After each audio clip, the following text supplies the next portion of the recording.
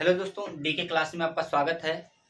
आज एक नए टॉपिक के साथ पुनः आए हुए हैं जिसका नाम है बैलेंस बांड थ्योरी। शॉर्टकट में आपने पेपर में देखा भी होगा बीबीटी।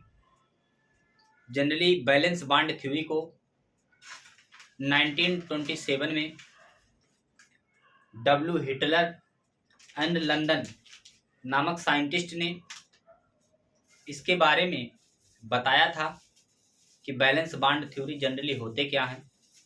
इसके बाद 1933 में स्लेटर नामक साइंटिस्ट ने इसके बारे में संशोधन किया। पॉली स्लेटर नाम था।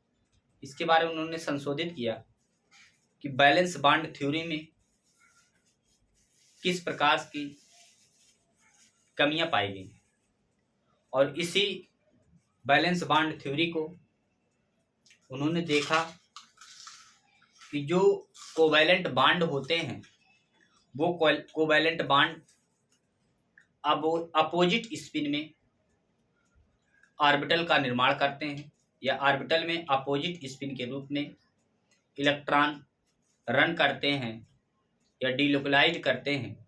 उसके बारे में इन्होंने बताया।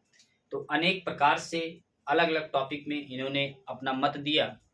तो आइए हम डिस्कस करते हैं कि बैलेंस बांड थ्योरी जनरली होते क्या है। तो हेडिंग डाल देंगे BBT.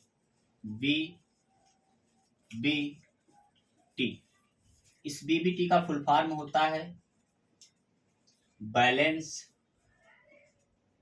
Bond theory. Valence bond theory,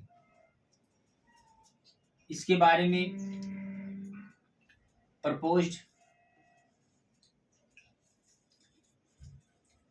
proposed by W Hitler. एक साइंटिस्ट थे।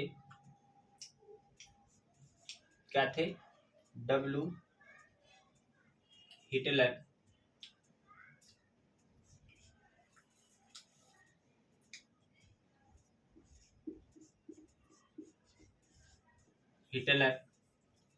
ये साइंटिस्ट थे। इन्होंने इसके बारे में प्रपोज्ड किया था और जो मॉडिफाई किया था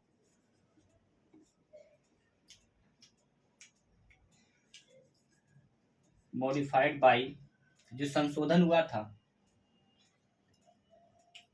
हिटलर ने 1927 में इसके बारे में एक्सप्लेन किया था, और इसी को मॉडिफाई पाउली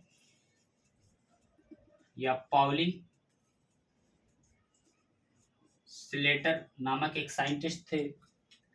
उन्होंने 1933 में इसके बारे में संशोधन किया था कि बैलेंस बांड थ्योरी जनरली होते क्या है।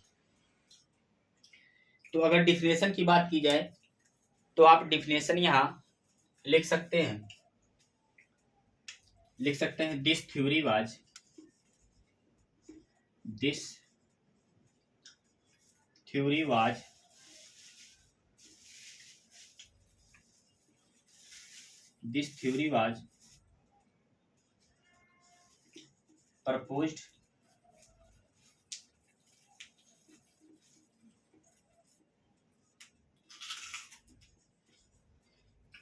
proposed in 1927 by W. Hitler and London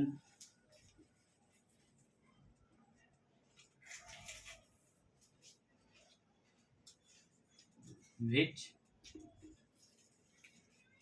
was modified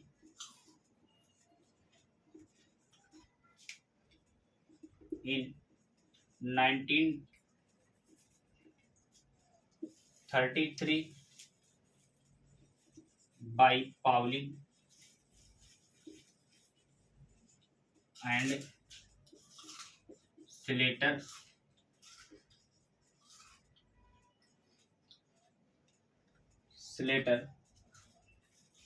postulation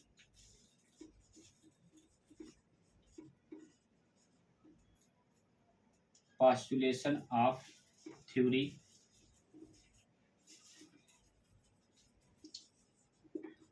given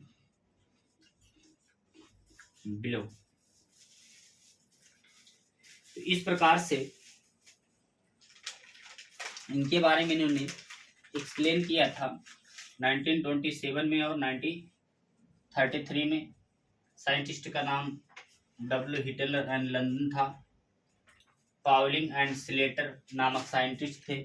इन्होंने अलग अलग प्रकार से अपना मत दिया था। तो इसके बारे में पहला पॉइंट हम यहाँ क्या लिख सकते हैं? पहला पॉइंट लिख सकते हैं कि the covalent bond between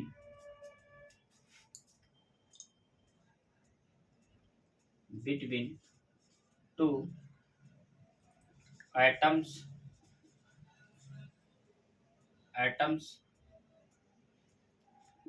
is formed by the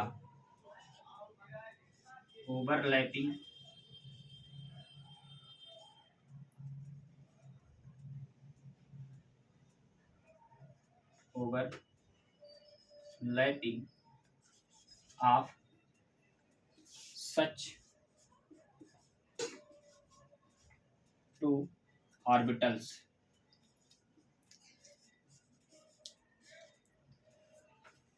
यानी जो ओवरलैपिंग हो रहा है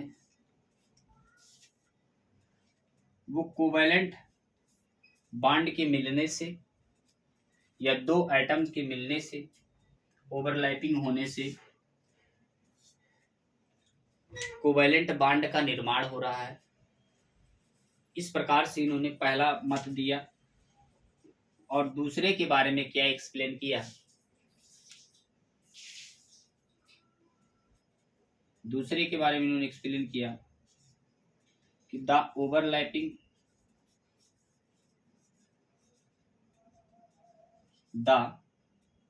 ओवरलैपिंग पोर्शंस, यानी ओवरलैपिंग करने से उसका जो पोर्शंस है of the overlapping orbitals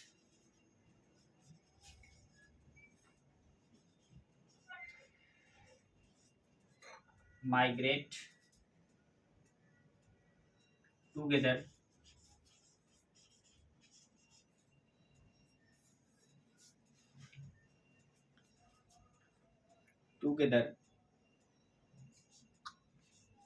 reducing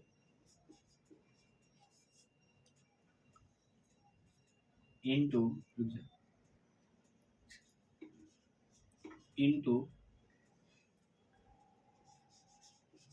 the formation of bond orbitals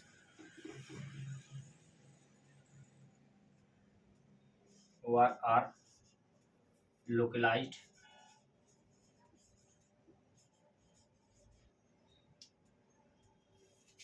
molecules orbitals।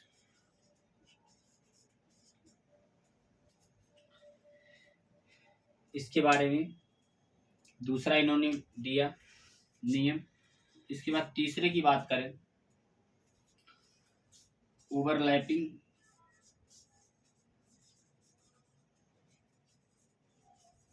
Of orbital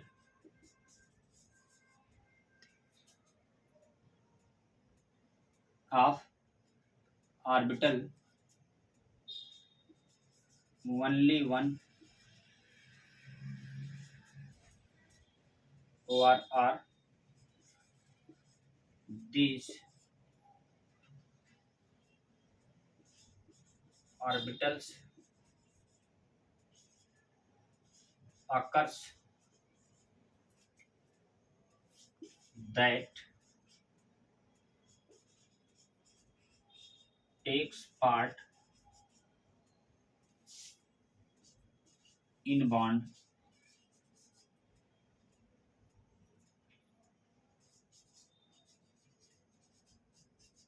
formation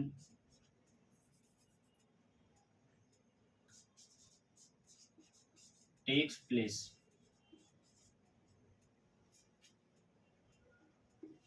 इसके बारे में उन्होंने तीसरा नियम दिया। और चौथे नियम की बात करें अगर, तो चौथा नियम किस प्रकार से हम समझ सकते हैं।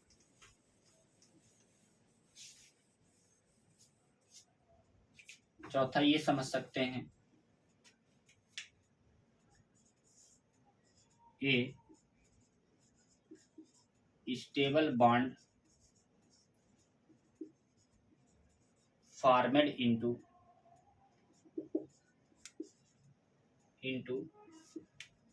by the overlapping of two orbitals when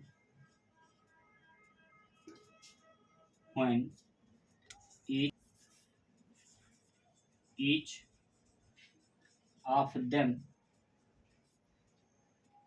contains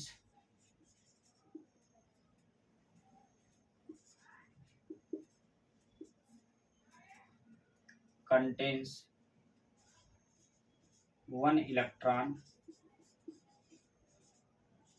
of opposite spin।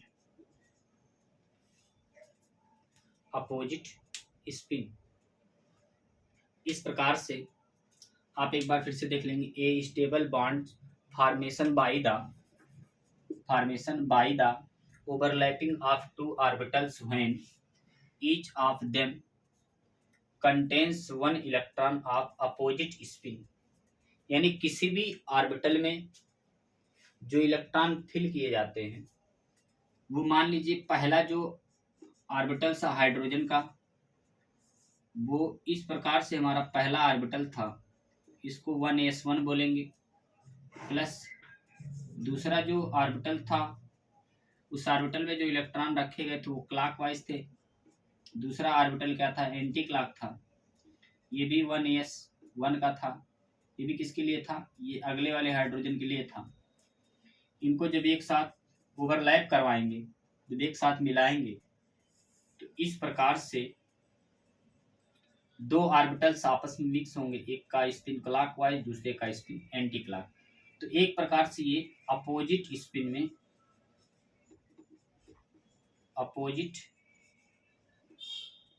में क्या होंगे, सेट होंगे। इन अपोजिट स्पिन में एक तो होगा क्लॉकवाइज और दूसरा होगा एंटी क्लॉक। पहला क्या होगा, पहला हो जाएगा क्लॉकवाइज और दूसरा हो जाएगा एंटी क्लॉक। इस प्रकार से इलेक्ट्रॉन को हम क्या करेंगे, रखेंगे ऑर्बिटल में। एक हो जाएगा क्लॉकवाइज जिसकी स्पिन ये होगी, एंड एंटी क्लॉक जिसकी स्पिन क्या होगी, अपोजिट होगी। दोनों एक अपोजिट स्पिन में क्या होंगे, बन जाएंगे। और ये कौन से बॉन्ड का निर्माण होगा, इस बॉन्ड को कोवैलेंट बॉन्ड भी आप कह सकते हैं। तो इस प्रकार से दो ऑर्बिटल्स मिलेंगे और ये जो मॉलिक्यूल्स बनेगा वो H2 बनेगा। H2 मॉलिक्यूल्स बनेगा, 1s ऑर्बिटल के और 1s ऑर्बिटल के दोनों के मिलने से H2 का निर्माण हो जाएगा, तो हाइड्रोजन का निर्माण हो जाएगा। इस प्रकार से हम बैलेंस बांड थ्योरी को कंप्लीट कर दिए हैं। इसके बाद नेक्स्ट टॉपिक में मिलेंगे हम पुनः लेक्चर नंबर 7 लेकर, limitation of balance bond theory. I hope ये चीज़ें आपको समझ में आई होंगी। तो अगर वीडियो अच्छा लगा है तो लाइक करें, सब्सक्राइब करें, बेल आइकन को दबाएं, ज़्यादा से ज़्यादा लोगों के पास शेयर करें। बहुत बहुत धन्यवाद।